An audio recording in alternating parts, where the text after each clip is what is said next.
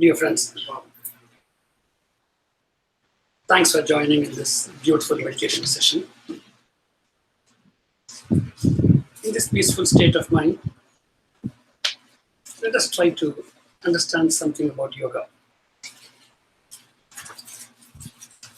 Today, yoga is an international word. We've been having International Yoga Days. We were fortunate to be a part of the program that was held in June 21st in New York, in. So just like dosa, pizza, they're all international words. Similarly, yoga. But it's an internationally misunderstood word. The moment we say, I do yoga, we expect people to stand upside down or do something exotic, go underwater for 2 days, things like that. Unfortunately, it is a very wrong way of understanding yoga. Yoga is something much more sublime, much more practical, much more useful. Yoga actually means, it's from the root word yuj. Yuj means to unite, to be in harmony. If you're in harmony with in any situation, then you're a yogi. Doesn't matter what type of dress you wear, what religion you belong to, what are your religious beliefs, etc. So that is the ultimate goal of human life. Can you be in harmony with everything around you?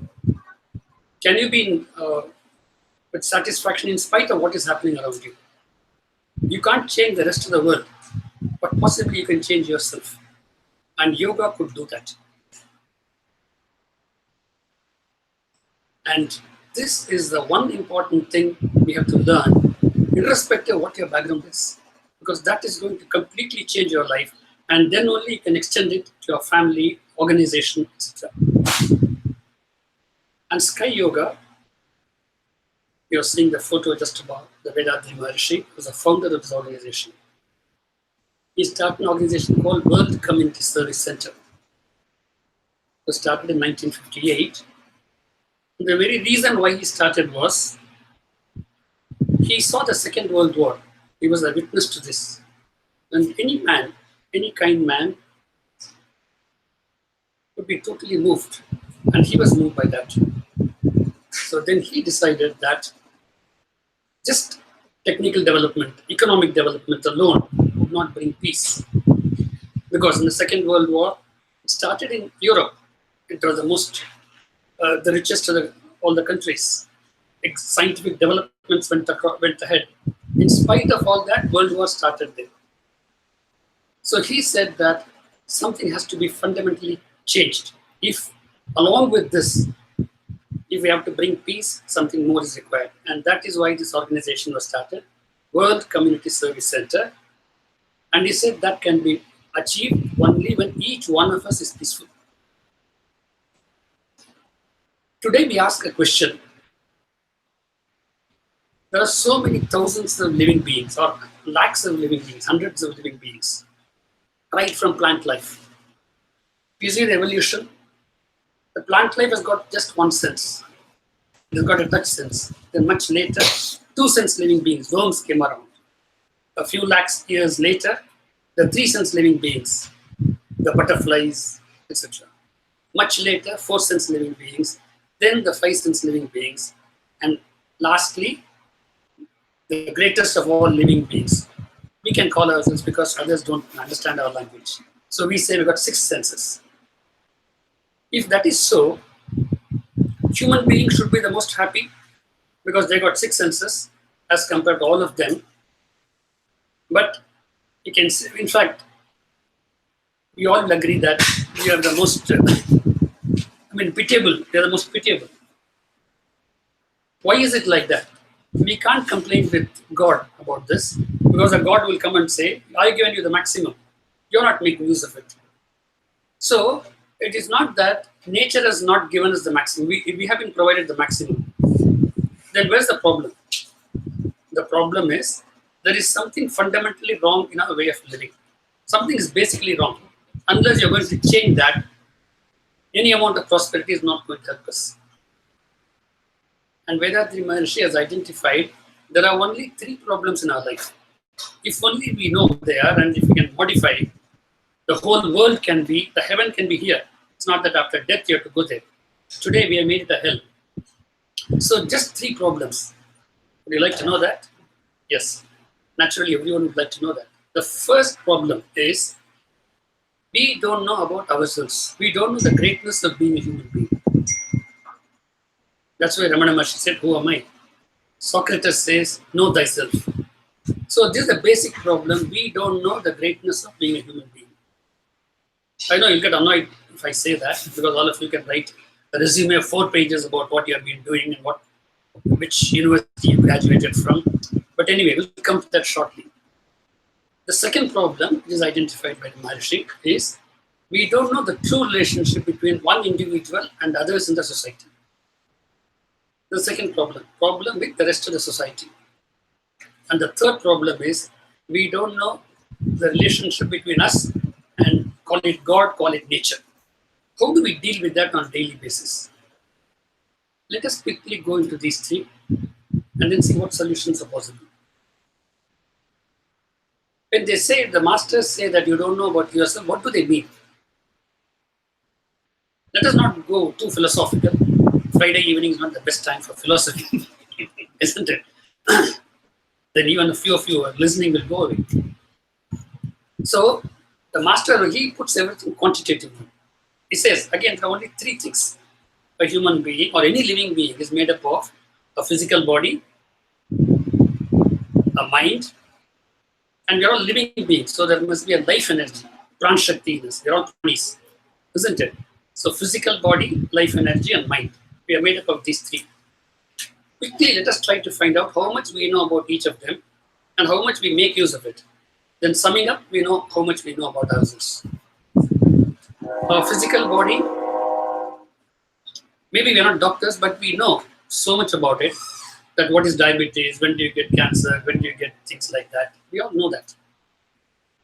An American scientist has worked out what is a monetary value of a human being. I know you don't like this word, but we all measure everything in terms of dollars. That's why we come here, isn't it? So he has worked out. See, there's a heart which is constantly pumping. A heart operation costs you so much. So for repair, if you're ready to pay so much, what will be the value of the original item? Suppose I want to repair my mobile. If it is going to cost $500, I will as well buy a new one. So if you're ready to spend $200,000 for your operations and things like that, what should be the value of the original heart? So maybe, I don't know, $1 million, will you ready to pay? Okay, let's assume that. Then what about your brain? A supercomputer constantly is able to calculate. Doesn't forget things. 20 years back in India, you told me this, especially if it's negative. You'll never forget it. Such a super brain. You see your father, your language changes. You see your chum, the language changes. You see your children, your language changes. Such a beautiful thing, brain. Another $1 million. Like that, if you keep on working, so many systems are there in this. A video, an audio, a speaker, etc., and you work out. You will all be billionaires. See, suddenly you have made all of you as billionaires. But is it an exaggeration or is it a fact? It is a fact. But that $1 billion item, what servicing are we doing? For your car, you do regular servicing. You do the best petrol you use, premium and things like that. But for samosa, irrespective of what the oil is, the smell is good, we don't bother about the oil. Whereas this mixie cannot be changed. Whereas your cars, you keep changing. So we know something about the physical body. We are constantly conscious about it, but we don't know what to do about it. We don't take proper care of that. So this is about the physical body. Then life energy, pran shakti, weird. This $1 billion item will have no value if the life energy goes away from the body, isn't it? Even in your house, they will say, remove that. Nobody wants to be staying with you for 2 days also. So this must be even costlier than $1 billion. So okay, another $2 billion. But about that $2 billion item, what do we know? On the basis of 15 years or 20 years of education and constant training, what do we know about the life energy in us? Where is it? What's the connection with the body? What's the connection with the mind? Absolutely no idea. But we know that it's so important. So about life energy, which is so important, our knowledge is almost nil. If you don't know where it is, how are you going to do exercise on that? How are you going to strengthen that? So this is about life energy. The third one is about mind. If you don't mind, we'll talk about that also. Okay, mind, where is it? Some people will say it is here, some people will say it is here. If you see Hindi movies, it will be dil, dil, dil, and then going around the trees. Bollywood, Hollywood, Tollywood, they all talk about this. But we really don't know what mind is. I think all of us can make one statement about it, and that is, it is generally not under our control. You agree on that? I'm thinking you're all listening to it. I don't know where your mind is. You think I'm talking, you don't know where my mind is. You know? So about mind, we have absolutely no idea. And only thing is, it is not under control. So just add up. Our body knowledge is there, but we don't make use of that knowledge. Life energy, absolutely no knowledge. About mind, not under our control. Add it up. What is our score? Maybe in your other exams you score A plus and 90%. But about us, our knowledge is nominal, and our make use of it is even more nominal. And that is a problem. Human beings have tremendous power. Anything which is powerful, if we don't know how to make use of it, it can do great damage to us, like a sharp knife. Exactly like that. We, as surgeons, we could save thousands of lives with a sharp knife. If you don't know how to make use of it, a small child can kill itself. And this is exactly what we are doing. Human mind is the most powerful of all the powers in the universe. We are possessing that, but we don't know how to make use of it. And so we hurt ourselves, we kill ourselves, and so we hurt others also. This is the fundamental problem. Any amount of prosperity alone is not going to change it. We have to do something about your mind, something about your body, something about the life force. And in Sky Yoga, all these three things are beautifully explained, and not just explanation. You will be able to feel the life energy throbbing in you by a simple set of meditation. So strengthen the life energy. There's a beautiful Kaya Kalpa Yoga, a secret practice of Siddhas for thousands of years, which was almost lost to the humanity. Vethathiri Maharshi, after 40 years of research, has brought it out. Just a 3-minute practice. I'm not doing it as a marketing thing. This is a fact. There are great things. Unfortunately, we're not making use of them. And he spent whole of his life, 60 years, teaching this, right up to the age of 95. The only idea is, you be peaceful. Then you can bring peace in the family and then extend it to the whole world. It is our birthright to be happy. That's why divinity has created us. It is our birthright. If we don't do that, we don't know what's going to happen after this life. Something fundamentally change has to be happening, and that should be simple. And that is why it's called simplified Kundalini Yoga. Kundalini means life energy. Yoga is harmony. So how can you be harmonious? By doing simple practices. Just a few minutes of practice for this. With this, you can make a total change of yourself. Next, as a relationship between yourself and other members of the society. Today it is horrible. So much of diverseness. I see children, for no fault of theirs, because the parents are fighting or they are diverse. I mean, do we have any right to deal with their lives? To do this cruelty to them? Why? Are we not having money? Are we not educated? In fact, it is the most educated people, it is the most people who have got the most prosperous. They are having this problem. So something again is wrong. So how do we deal with your life partner, with your children? In the office, most of the time we spend our time in office. So why is it the relationship is not proper? Again, simple practices for that. Simple introspection practices. And what is duty consciousness? Due to society's duty. You start looking at it, the total approach to life will be different. And then the third one, relationship between us and nature. Depending on what religion you belong to, you have a particular way of worship of God. or if you don't believe in a God or science, there is a power called nature. Within you, so many things are operating, we are not even aware of that. There is a great force operating. You're sitting on earth, spinning at a great speed, you're not being thrown away. You're not even being aware of that. Similarly, so many things are happening within you, you're not aware of that. It is important to understand what nature is. Nature is not in Switzerland mountains. Nature is present everywhere. It's a total consciousness, and we are a fractional consciousness.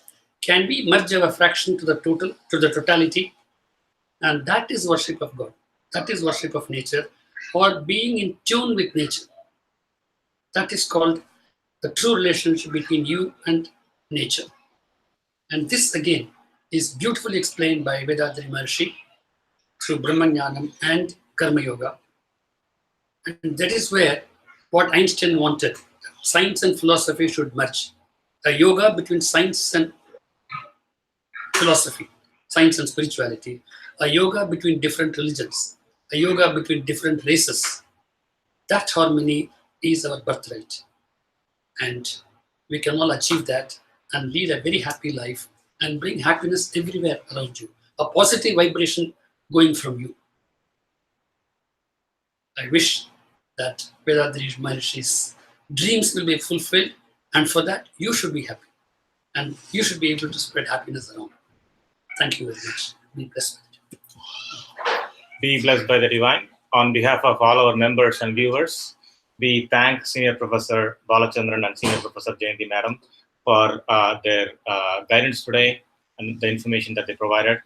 We also wish them good luck in their continued service across the globe. So I hope you enjoyed this event. If you would like to explore more about simplified Kundalini Yoga, there is a golden opportunity in the next couple of weeks. On August 5, 2018, Sunday, we have a simplified Kundalini Yoga retreat coming up in Pleasanton, California. And our senior professors are going to be leading the participants in providing a solid foundation to yoga and meditation. And apart from getting introduced to the basics, the retreat will explore how learning yoga techniques, you can apply that for harmony and success in family and social relationships. And you can explore topics like karma yoga and how it leads to success and excellence in professional life as well as personal life. And then you would understand how yoga leads to perfection and spiritual progress as you practice it on a day-to-day basis. So hope you would be interested in that opportunity. If you are, then you can find more information at sky-retreat.eventbrite.com. Again, it is sky-retreat.eventbrite.com. Thank you very much for watching this event. Be blessed by the divine. Thank you very much.